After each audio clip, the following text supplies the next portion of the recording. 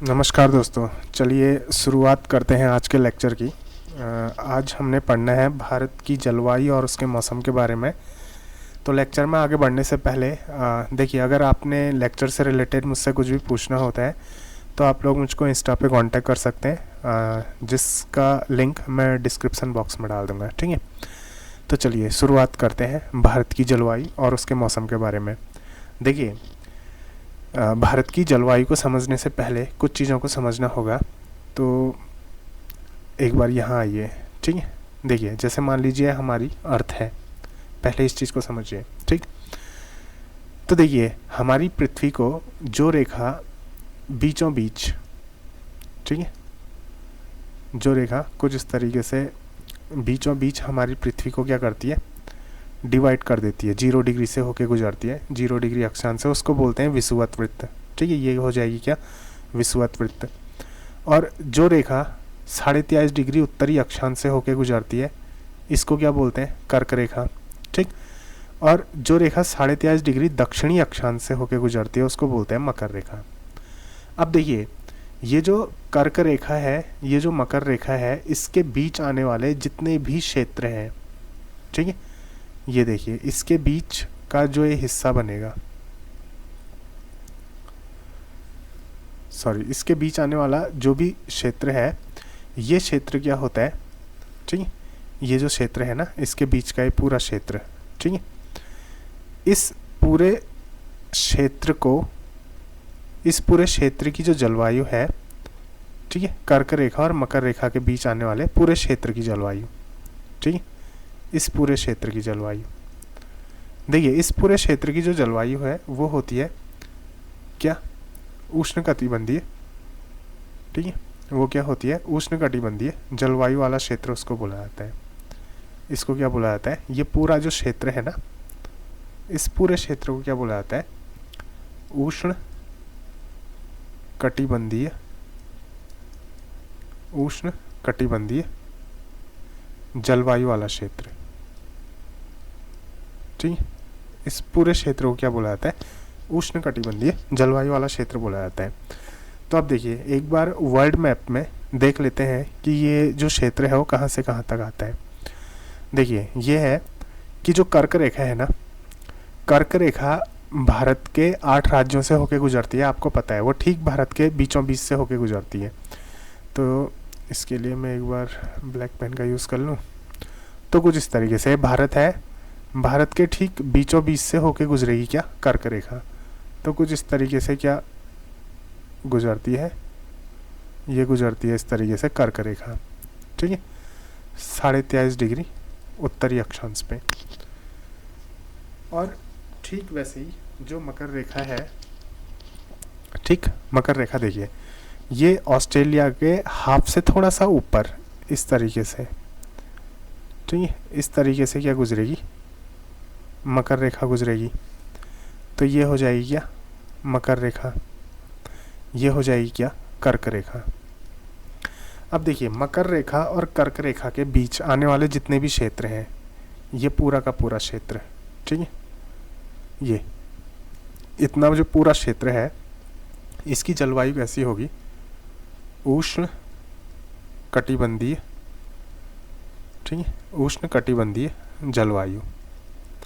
इसकी जो जलवायु होगी वो क्या होगी, उष्ण कटिबंधीय जलवायु होगी। ठीक, कर्क रेखा से ऊपर का जो हिस्सा है उसकी जलवायु कैसी होगी, शीतोष्ण कटिबंधीय जलवायु होगी, शीतोष्ण कटिबंधीय जलवायु। तो देखिए जैसे मान लीजिए रशिया है, ठीक है, या फिर ये जो ऊपर के हैं, तो हम एक मोटा मोटा अंदाज़ा लगा सकते हैं कि इनकी जो जलवायु होगी वो क्या होगी, शीतोष्ण कटिबंधीय होगी। ठीक है, ये जो नीचे की जलवायु होगी मकर रेखा के नीचे की, ठीक है, और जो मकर रेखा के बीच के जो हिस्से हैं, कर्क रेखा और मकर रेखा के बीच के हिस्से, इनकी जलवायु कैसी हो जाएगी, उष्ण कटिबंधीय जलवायु हो जाएगी। तो भारत की अगर बात की जाए तो भारत का ये जो दक्षिण वाला हिस्सा है, आधे से नीचे का जो हिस्सा है, ये किसके अंदर आना चाहिए, कायदे अनुसार ये उष्ण कटिबंधीय जलवायु वाले क्षेत्र में आना चाहिए। और ये जो उत्तर वाला हिस्सा है, ठीक है, इतना जो हिस्सा है भारत का, ये किसके अंदर आना चाहिए, ये शीतोष्णकटिबंधीय जलवायु में आना चाहिए, नहीं आना चाहिए, होगा ऐसा, ठीक है। लेकिन होता क्या है कि पूरे भारत को, ठीक है, ये जो पूरा भारत है इसको किस में रखा जाता है, उष्णकटिबंधीय जलवायु वाले क्षेत्र में रखा जाता है। तो बात समझ में आई कि मैं क्या बोलना चाहता हूँ। देखिए, भारत के बीचों बीच से कर्क रेखा गुजरती है, तो कायदे अनुसार भारत का आधा हिस्सा किस में आना चाहिए, उष्णकटिबंधीय जलवायु में, और आधा हिस्सा किस में आना चाहिए, शीतोष्णकटिबंधीय जलवायु में। लेकिन होता क्या है, पूरे के पूरे भारत की जो जलवायु है वो क्या मानी जाती है, उष्णकटिबंधीय जलवायु मानी जाती है। तो इसके दो मुख्य कारण हैं, ठीक। तो चलिए वो दो कारण क्या है उनको समझते हैं। तो पहला जो कारण है, ठीक है, मैं इसको लिख दूंगा यहाँ पे को शॉर्ट में। देखिए जो पहला कारण है ना, पहला कारण क्या है आप लोगों का कि हिमालय जो है ना, हिमालय पर्वत, ठीक है, हिमालय, देखिए हिमालय पर्वत क्या करता है कि अति शीतल, ठीक है, अति शीतल ध्रुवीय पवनों को रोक देता है, अति शीतल ध्रुवीय पवनों को, ठीक है, पवनों को रोक देता है,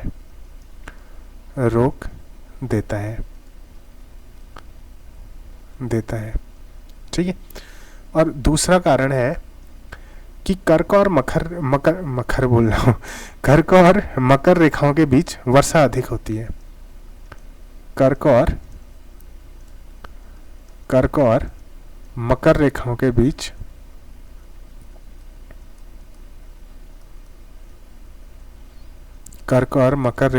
बीच ठीक, क्या है, वर्षा अधिक होती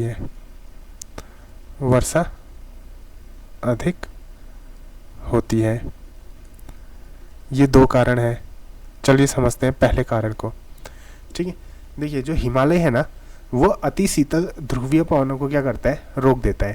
तो यहाँ पे को देखिए, ये जो हिमालय वाला रीजन है ना, इसमें क्या होता है, देखिए ये हिमालय वाले रीजन में, ये हिमालय वाला जो रीजन है इतना पूरा, ये जो ये हिमालय पर्वत श्रेणी ऐसे गुजरती है ना, इस तरीके से, देखिए इस तरीके से जो हिमालय पर्वत श्रेणी गुजरती है, तो ये हिमालय पर्वत श्रेणी क्या करती है कि जो ऊपर से ठंडी हवाएं आती है ना, रूस और साइबेरिया वाली रीजन से जो एकदम ठंडी हवाएं इस तरीके से आती हैं, ठीक है, दक्षिण की तरफ, ये हिमालय पर्वत क्या करता है, इसको रोक देता है। देखिए बैरियर का काम कर रहे हैं ना, एक रीज़न तो ये है, हिमालय पर्वत ने इसको रोक दिया।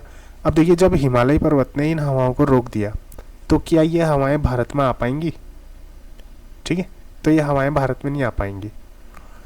तो भारत में ना वो ठंड नहीं पड़ पाएगी जो वास्तव में पड़नी चाहिए। मीन्स कि आप लोगों ने ये जो रूस वगैरह वाला हिस्सा देखा होगा, साइबेरिया रूस वाला जो हिस्सा है, ये वाला हिस्सा, ठीक, ये वाला हिस्सा देखिए, ये ध्रुव हो गए, ठीक, ये जो रूस और साइबेरिया वाला जो हिस्सा है ये बर्फ़ में जम जाते हैं, ठीक, यहाँ इतनी कड़ाके की ठंडी पड़ती है कि ये बर्फ़ में जम जाते हैं। तो लेकिन आपने क्या देखा यहाँ पे को, ये नॉर्थ वाले हिस्से में जो दिल्ली है, क्या दिल्ली में बर्फ़ पड़ी, यूपी में बर्फ़ पड़ी, बिहार में बर्फ़ पड़ी, नहीं पड़ती है ना। लेकिन ये ऊपर वाले जो हिस्से हैं ना वो क्यों नहीं पड़ती है, क्योंकि जो हिमालय पर्वत है ना, ये हिमालय पर्वत की जो रेंज है ये ठंडी हवाओं को आने से रोक देती है। अदरवाइज़ क्या होता है, हिमालय पर्वत नहीं होते ना तो ठंडी हवाएं पूरा भारत में एंटर करती और पूरे भारतवर्ष में क्या हो जाती, वर्षा हो, क्या बोलते हैं, बर्फ़ वगैरह पड़ती, ठीक। तो लेकिन आपने देखा होगा भारत में जो बर्फ़ है वो किन इलाकों में पड़ती है, जैसे जम्मू कश्मीर वाला रीजन हो गया, हिमाचल प्रदेश वाला रीजन हो गया, उत्तराखंड वाला जो रीजन हो गया, ठीक है, इन रीजन में क्या होती है, बर्फ़ पड़ती है, ठीक, क्योंकि हिमालय पर्वत क्या करते हैं, ऊपर से आने वाली जो हवाएं होती है उनको रोक देते हैं। पहला रीज़न ये है। तो जो एक्चुअल में वो होती है ना, रियल में जो ठंड होनी चाहिए वो ठंड भारत में नहीं पड़ती है। देखिए ठंड पड़ती है भारत में, कड़ाके की ठंड पड़ती है, लेकिन वो वैसी वाली नहीं होती है जैसी वो रूस साइबेरिया वाले हिस्से में होती है, ठीक, पहला रीज़न। और दूसरा रीज़न क्या है कि ये जो कर्क रेखा और मकर रेखा के बीच का जो हिस्सा है, इस हिस्से में क्या होती है, वर्षा अधिक होती है। अब वर्षा के अधिक होने से क्या फ़र्क पड़ता है वो आप लोगों को अभी आगे पढ़ते पढ़ते पता चल जाएगा। ठीक है, तो चलिए आगे को बढ़ते हैं। अब हमने इसमें समझना है मानसून, ठीक है, कि मानसून क्या होता है। तो देखिए जो मानसून है, ठीक है, मानसून, तो मानसून को समझने से के लिए चलिए पहले इसमें मैं मानसून की डेफिनेशन बता देता हूँ। ठीक है, मानसून, फिर उसको समझते हैं कि ये मानसून क्या है। देखिए मानसून का अर्थ होता है, ठीक है, मानसून का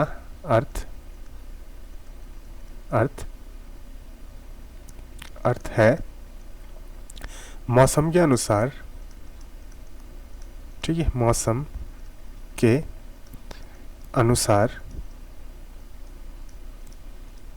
के अनुसार, ठीक, पवनों की दिशा में विपरीत परिवर्तन, पवनों की दिशा में, ठीक, विपरीत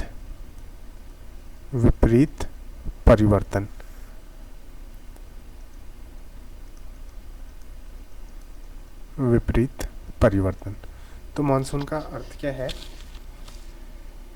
देखिए जो पवनों की दिशा में विपरीत परिवर्तन होता है, ठीक, मौसम के अनुसार, उसको क्या बोला जाता है, मानसून बोला जाता है। तो इसको एक बार समझने की कोशिश करिएगा। देखिए होता क्या है ना कि जैसे मान लीजिए ये है, ठीक, ये क्या है, ये है महासागर, ये क्या है, महासागर है, और ये क्या है, महाद्वीप है। ठीक, ये क्या है, महाद्वीप है। तब होगा क्या, ग्रीष्म ऋतु में, ठीक है, क्या होगा, कौन सी ऋतु, ग्रीष्म ऋतु में क्या होता है कि जो हवाएं हैं ना वो महासागर से कहाँ की तरफ चलती हैं, महाद्वीप की तरफ चलती हैं। और शीत ऋतु में जो हवाएं हैं वो महाद्वीप से महासागर की तरफ चलती हैं। कौन सी ऋतु में, शीत ऋतु में। ठीक है, बात समझ में आई। ग्रीष्म ऋतु में क्या होगा, महासागर से हवाएं कहाँ चलेंगी, महाद्वीप की तरफ। और शीत ऋतु में क्या होगा, जो हवाएं हैं वो महाद्वीप से कहाँ की तरफ चलेंगी, महासागर की तरफ चलेंगी। ठीक हो गया, बात समझ में आई। तो अब क्या होता है कि इन हवाओं के चलने के कारण, ठीक है, ये जो हवाएं हैं ना जो ग्रीष्म ऋतु में अलग दिशा में चल रही हैं, शीत ऋतु में अलग दिशा में चल रही हैं, ठीक है, इनके चलने के कारण क्या होता है, मौसम में परिवर्तन आता है। तो मॉनसून जो है, मॉनसून दो तरीके का होता है। ठीक है, भारत के केस में हम जो मॉनसून पढ़ेंगे, ठीक है, वो दो तरीके से भारत में आता है। एक क्या है, ठीक है, एक है उत्तर पूर्वी मॉनसून। ये क्या है, उत्तर पूर्वी, ठीक है, मॉनसून। और दूसरा क्या है, दक्षिण पूर्वी मॉनसून, दक्षिण पूर्वी, ठीक है, मॉनसून। समझ में आया। तो हमने दो तरीके के मॉनसून पढ़ने, लेकिन इन मॉनसून को पढ़ने से पहले हमने दो चीज़ें समझनी होगी। ठीक है, एक कि मॉनसून की, ठीक है, एक हमने समझना होगा मॉनसून की क्रियाविधि, क्रियाविधि कि मॉनसून काम कैसे करता है। ठीक है। दूसरा हमने समझना होगा पश्चिमी विक्षोभ के बारे में। ठीक है, पश्चिमी विक्षोभ ये क्या होता है। ठीक, देखिए मॉनसून की क्रियाविधि और पश्चिमी विक्षोभ अगर हमारे समझ में आएगा तो हमको उत्तर पूर्वी मॉनसून समझ में आ जाएगा और हमको दक्षिण पूर्वी मॉनसून भी समझ में आ जाएगा। ठीक, तो चलिए सबसे पहले बात करते हैं मॉनसून की क्रियाविधि की। तो देखिए, चलिए मैं यहीं पे को समझाता हूँ मॉनसून की क्रियाविधि।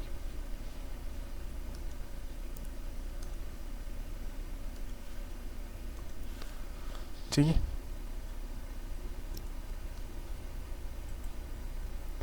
मॉनसून की क्रियाविधि।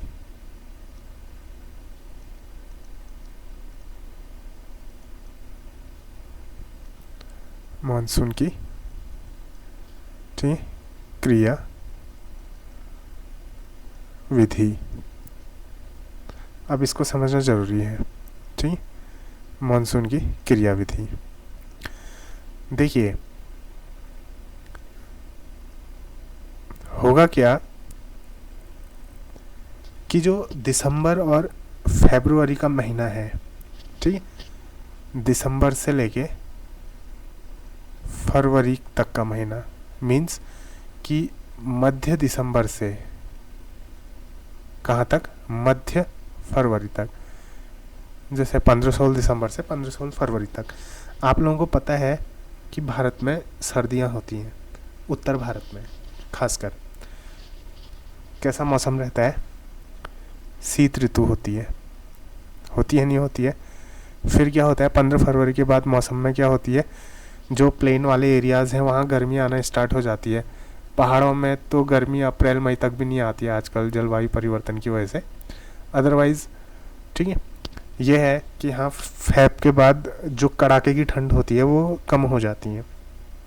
तो प्लेन एरियाज़ जो हैं फरवरी के बाद प्लेन एरियाज़ में क्या होती है, गर्मी स्टार्ट हो जाती है। ठीक, तो मध्य दिसंबर से मिड फरवरी तक कैसी ऋतु होती है, शीत ऋतु होती है। ठीक, तो शीत ऋतु होती है तो हवाएं जो होती हैं वो क्या होंगी, ठंडी होंगी। ठीक है, तो हवाएं अगर ठंडी होती हैं तो जो पश्चिमोत्तर भारत में है वहाँ उच्च वायुदाब हो जाता है। ठीक है, ये क्या होगा, पश्चिमोत्तर भारत में कैसा वायुदाब हो जाता है, उच्च वायुदाब हो जाता है। ठीक है, ये होगा आप लोगों का कि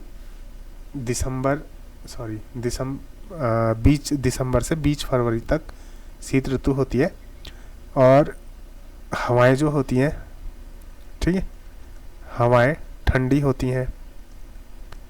हवाएं क्या होती है, ठंडी होती हैं। ठीक है, हवाएं ठंडी होती हैं और पश्चिमोत्तर भारत में उच्च वायुदाब होता है। और ठीक है, पश्चिमोत्तर भारत में, ठीक है, भारत में क्या होता है, उच्च वायुदाब होता है। उच्च वायुदाब होता है। एक चीज़ याद रखना, देखिए जहाँ ठंडा होगा वहाँ क्या होगा, उच्च वायुदाब। क्यों, क्योंकि जो ठंडी हवा होती है ना उसका घनत्व क्या होता है, उसका घनत्व ज़्यादा होता है। और जहाँ गर्म होगा ना वहाँ निम्न वायुदाब होता है। ठीक है, निम्न वायुदाब होता है। निम्न वायुदाब मतलब लो एटमॉस्फेरिक प्रेशर। ठीक, क्यों, क्योंकि निम्न वायुदाब जो होता है उसका घनत्व क्या होता है, कम होता है। मतलब जो गर्म गैस होती है उसका घनत्व कम होता है, तो घनत्व कम होने की वजह से निम्न वायुदाब हो जाएगा। जहाँ ठंडा होगा तो गैसेस का घनत्व तो बढ़ जाएगा, तो वहाँ उच्च वायुदाब होगा, और हवाएं जो हैं वो उच्च वायुदाब से निम्न वायुदाब की तरफ चलना शुरू करेंगी। तो देखिए दिसंबर से फरवरी के बीच क्या होता है कि शीत ऋतु का मौसम होता है, ठीक है, उत्तर भारत में, और हवाएं जो होती हैं वो ठंडी होती हैं, और पश्चिमोत्तर भारत में उच्च वायुदाब बनता है। तो इधर देखिए हवाएं ठंडी होने के कारण ये जो पश्चिमोत्तर भारत है ना, ये पूरा जो रीजन है, ठीक है, इस पूरे रीजन में क्या होगा, उच्च वायुदाब होगा, ठीक है, उच्च वायुदाब पश्चिमोत्तर भारत में। ठीक हो गया, एक चीज़ तो ये हो गई। तो शीत ऋतु में भारत में क्या होगा कि दो तरह की पवनों से वर्षा होती है, एक पश्चिमी विक्षोभ और उत्तर पूर्वी मानसून। ठीक, अब क्या होगा, जो हवाएं हैं ना वो ठंडी जगह से गर्म जगह को चलना शुरू होगी, यानी कि उच्च वायुदाब से कहाँ की तरफ जाएंगी, निम्न वायुदाब की तरफ जाएंगी। तो देखिए पश्चिमोत्तर भारत जो है ना, ये पीछे वाला जो हिस्सा है, ये वाला रीजन, ठीक, इस रीजन में क्या होगा, उच्च वायुदाब होगा, ठीक, और ये जो इधर बंगाल की खाड़ी वाला है, बांग्लादेश वगैरह ये वाला, इधर निम्न वायुदाब होगा। तो निम्न वायुदाब है तो हवाएं ऐसे चलना शुरू होती हैं। अब ये इधर को इस तरीके से क्या होती है, हवाएं चलना शुरू होती हैं। तो जब हवा चलेगी ना, तो हवा क्या करेगी, देखिए जब ये जो गैसेस चलना शुरू करती हैं, ये जमीन के साथ, ठीक है, घर्षण करती है। घर्षण यानी कि जैसे जमीन है, पहाड़ है, तो उनसे रगड़ती हुई जाएगी। अब जब ये जमीन से, पहाड़ से रगड़ती हुई जाती है, तो तब ये हवाएं क्या करती हैं, वर्षा करती हैं। बात समझ में आई आपके? ठीक है, तो अब होगा क्या, हवाएं इस तरीके से चलेंगी। तो शीत ऋतु में क्या होता है ना, शीत ऋतु में भारत में दो तरह की पवनों से वर्षा होती है। ठीक है, शीत ऋतु में, ठीक, शीत ऋतु में भारत में ठीक है, दो तरह की पवनों से वर्षा होती है। दो तरह की पवनों से, ठीक, पवनों से वर्षा होती है, वर्षा होती है। ठीक है, तो ये जो दो तरह की पवनें हैं, ये कौन कौन सी हैं?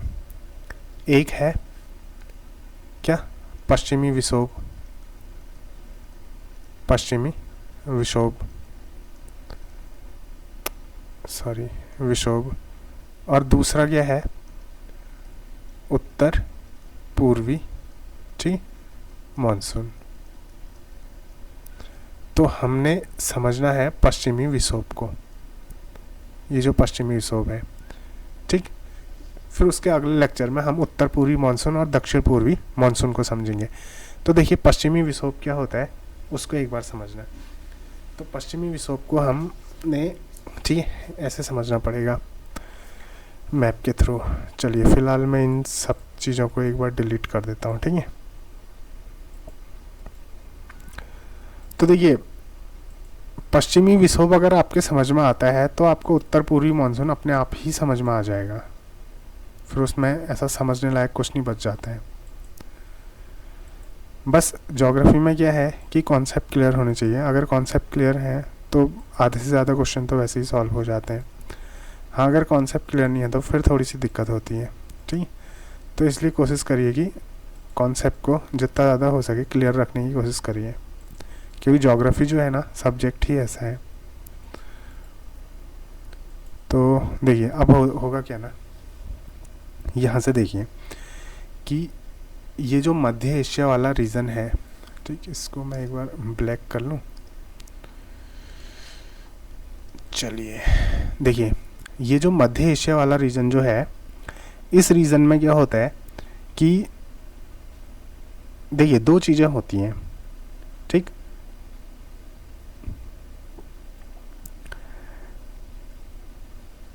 ये है, यहाँ पे को है तिब्बत का पठार, ठीक है, तिब्बत का पठार हुआ।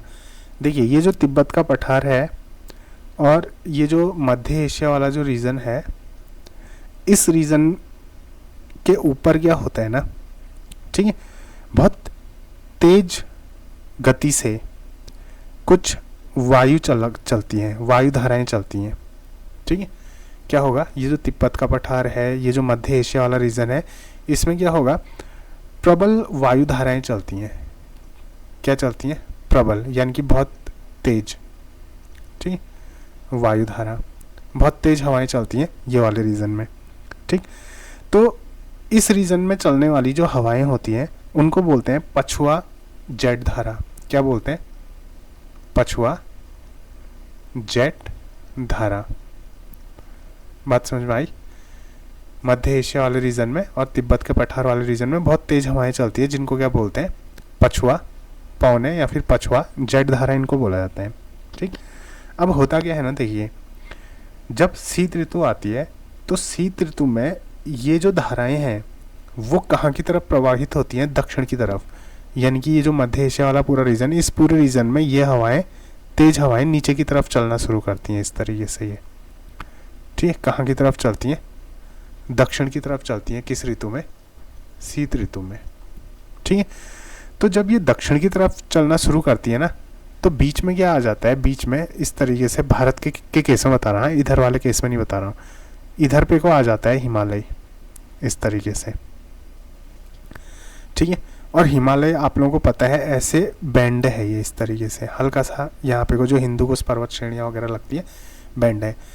तो क्या होगा, पहली चीज़, मध्य एशिया और तिब्बत के पठार में जो हवाएं चलती हैं, मतलब तेज गति वाली जो हवाएं होती हैं, उनको क्या बोलते हैं? पछुआ जेट धारा। तो ये जो पछुआ पवनें हैं, ये शीत ऋतु में कहाँ की तरफ चलती हैं? सूरज जो होता है शीत ऋतु में वो दक्षिणायन हो जाता है, तो उस वजह से ये हवाएं कहाँ की तरफ चलती हैं? दक्षिण की तरफ चलना शुरू करती हैं। तो जब ये दक्षिण की तरफ चलना शुरू करती हैं तो हिमालय इनके बीच में रुकावट पैदा करता है। मीन्स कि ये हिमालय से टकराती हैं कुछ इस तरीके से। मैं यहाँ पे कोई एक चीज़ ड्रॉ करता हूँ, हाँ, इसको समझिए एक बार, कि ये मान लीजिए कोई हिमालय पर्वत श्रेणी है, ठीक है।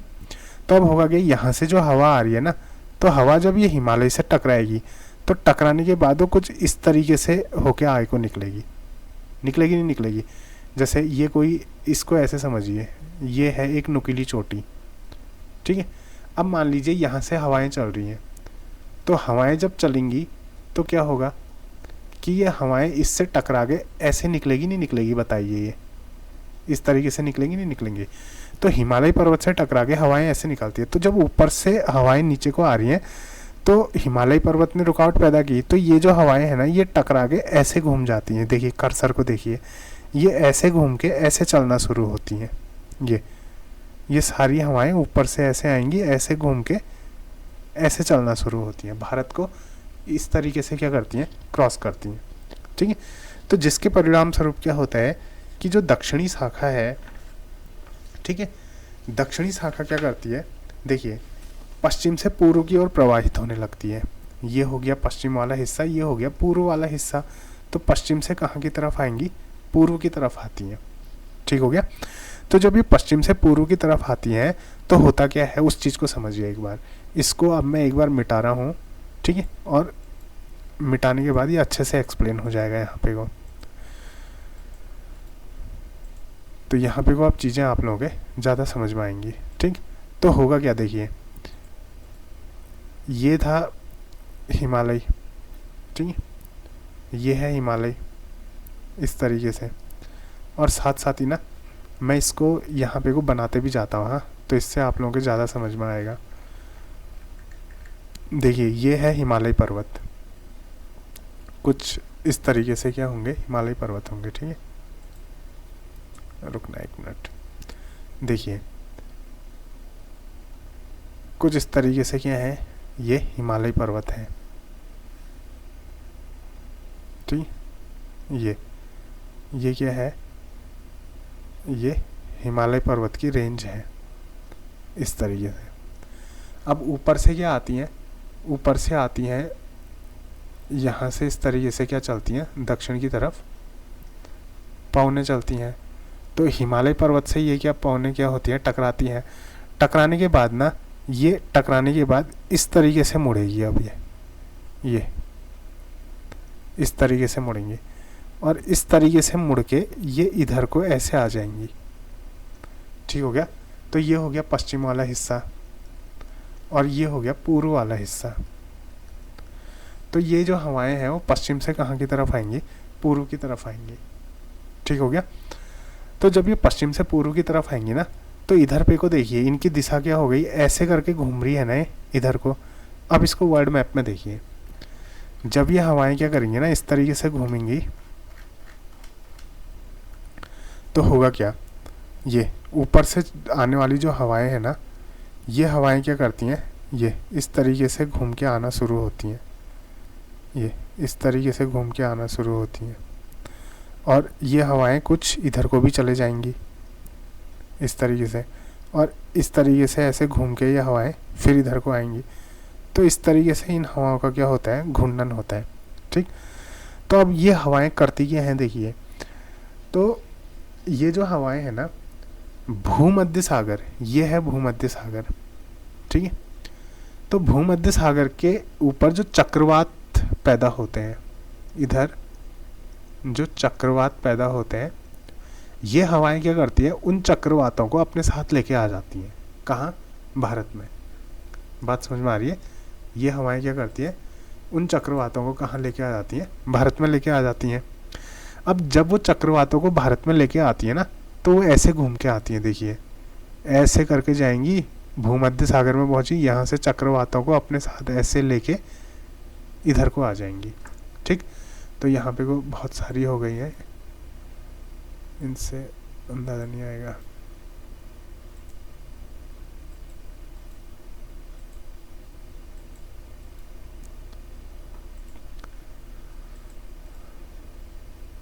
तो देखिए ये हवाएं कैसे आएंगी, ये हवाएं कुछ इस तरीके से। ठीक है। ये भूमध्य सागर से होते हुए ऐसे घूम के, ठीक है, अवरोध उत्पन्न किया, तो ऐसे घूम के ये भूमध्य सागर से होते हुए फिर ये हो गया काला सागर हो गया, ये कैस्पियन सागर हो गया। तो इस तरीके से कैस्पियन सागर काला सागर से होते हुए ये कहाँ करेंगी, ऐसे भारत में एंटर करेंगे। तो जब ये भूमध्य सागर से आती हैं तो ये चक्रवातों को अपने साथ लेके आती हैं। ठीक है। और वही चक्रवात और हवाएं कहाँ, जब भूमध्य सागर के ऊपर आती हैं, सॉरी काला सागर के ऊपर आती हैं और कैस्पियन सागर के ऊपर आती हैं। तो जब ये काला सागर और कैस्पियन सागर के ऊपर आती हैं तो ये आर्द्रता ले लेती हैं। क्या, आर्द्रता, यानी कि नमी ग्रहण कर लेती हैं। और वो नमी ग्रहण करके जब ये, ठीक है, अफगानिस्तान पाकिस्तान होते हुए भारत में एंटर करती हैं, तो उस वक्त ये क्या करती हैं, भारत में वर्षा करती हैं। ठीक। तो क्या है, भारत में शीत ऋतु में, यानी कि सर्दियों में, दिसंबर से जो फरवरी के बीच में बारिश होती है ना, ठीक है, शीत ऋतु में जो वर्षा होती है वो किसके वजह से होती है, ये इसके दो तरीके से इसका जवाब दे सकते हो। एक तो ये जो पछुआ पवनें हैं, पछुआ पवनें किससे जाके मिलती हैं, यहाँ भूमध्य सागर के ऊपर जो चक्रवात बनते हैं उनको अपने साथ धकेल के, ठीक, काला सागर कैस्पियन सागर से होते हुए कहाँ आ जाती हैं, भारत में एंटर करती हैं। एक तो उनकी वजह से, और या फिर मैं इसी को क्या बोलूँगा, उत्तर पूर्वी मानसून की वजह से। बात समझ में आई। इसी को हम लोग क्या बोलते हैं, उत्तर पूर्वी मानसून बोलते हैं। ठीक है। तो शीत ऋतु में जो वर्षा होती है वो किसकी वजह से होती है, इसको सीधे सीधे बोलेंगे उत्तर पूर्वी, ठीक है, मानसून की वजह से। किसकी वजह से होती है वर्षा, उत्तर पूर्वी मानसून की वजह से वर्षा होती है। ठीक। तो देखिए जब ये पछुआ पवन है ना, इस तरीके से घूम के भूमध्य सागर से होते हुए, काला सागर से होते हुए, कैस्पियन सागर से होते हुए अपने साथ चक्रवातों को कहाँ लेके आती हैं, भारत में। तो जब ये भारत में एंटर करती है ना, इसी को क्या बोलते हैं, पश्चिमी विक्षोभ, इसी को बोला जाता है। ठीक है। क्या बोलते हैं, पश्चिमी विक्षोभ। तो ओवरऑल ये जो पश्चिमी विक्षोभ है, उत्तर पूर्वी मानसून है ना, ये लगभग एक ही चीज़ है। ठीक है। तो इसको आप समझना। तो क्या है, पश्चिमी विक्षोभ को मैं एक बार फिर से शॉर्ट में समझा देता हूँ। देखिए जो मध्य एशिया है और जो तिब्बत का पठार है, यहाँ क्या होती हैं, तेज गति से हवाएं चलती हैं। तो ये जो तेज गति से चलने वाली हवाएं होती हैं, इनको क्या बोलते हैं, पछुआ जेट धारा बोलते हैं। तो ये जो पछुआ पवनें हैं, जब ये दक्षिण की ओर होती हैं, मतलब जाड़ों का मौसम आता है तो ये दक्षिण की तरफ को आती हैं, तो हिमालय पर्वत क्या करता है, अवरोध उत्पन्न करता है। तो ये इस तरीके से घूम के भूमध्य सागर से होते हुए घूम के आती हैं। ठीक है। तो जब ये भूमध्य सागर से घूम के आती हैं तो भूमध्य सागर में जो चक्रवात बन रहे होते हैं उनको ये अपने साथ ले आती हैं। तो ये चक्रवात जब काला सागर और कैस्पियन सागर के ऊपर से गुजरते हैं तो इनमें नमी आ जाती है, ठीक। और वही नमी लेके जब ये भारत में एंटर करते हैं तो भारत में वर्षा होती है, ठीक। और जब ये चक्रवातों को लेके ये हवाएं भारत में आती हैं तो इसी को क्या बोलते हैं, पश्चिमी विक्षोभ बोलते हैं। तो पश्चिमी विक्षोभ और उत्तर पूर्वी मानसून लगभग क्या है, एक ही चीज़ है, ठीक। तो और इन्हीं के वजह से ना, ठीक है, जनवरी से मार्च में जो वर्षा का कारण बनता है ना, यही पश्चिमी विक्षोभ होता है। और इसके लिए मैं एक चीज़ और बताऊं, देखो उत्तर भारत में क्या होता है, आप लोगों ने देखा होगा सर्दियों के दिनों में रात में कभी कभी गर्म हो जाता है, खासकर पहाड़ों में होता है ऐसा, ठीक है। मीन्स कि वैसे तो ठंड होती है, ठीक, लेकिन क्या होता है रात में अचानक क्या होता है, गर्म हो जाता है। जब रात में अचानक गर्म हो जाता है ना, जैसे मान लीजिए क्या हो रहा है कि बादल लगे हैं, सर्दियों का मौसम है और बारिश हो रही है, पहाड़ों में होता है, खासकर प्लेन वाले एरियाज़ में नहीं होता है, प्लेन्स में नहीं होता है ये सब, ठीक। जैसे हिमाचल प्रदेश, जम्मू कश्मीर और ये उत्तराखंड वाले हिस्सों में ये चीज़ें होती हैं कि दिसंबर का टाइम है और बारिश हो रही है, ठीक है, बरसात वगैरह हो रही है, बादल वगैरह लगे हैं और बहुत ठंड पड़ रही है। अचानक क्या होता है, रात में गर्म हो जाता है, गर्मी महसूस होती है। तो पहाड़ में लोगों को पता चल जाता है कि रात में गर्म हो रहा है तो अगले दिन बर्फ़ पड़ सकती है, ठीक है।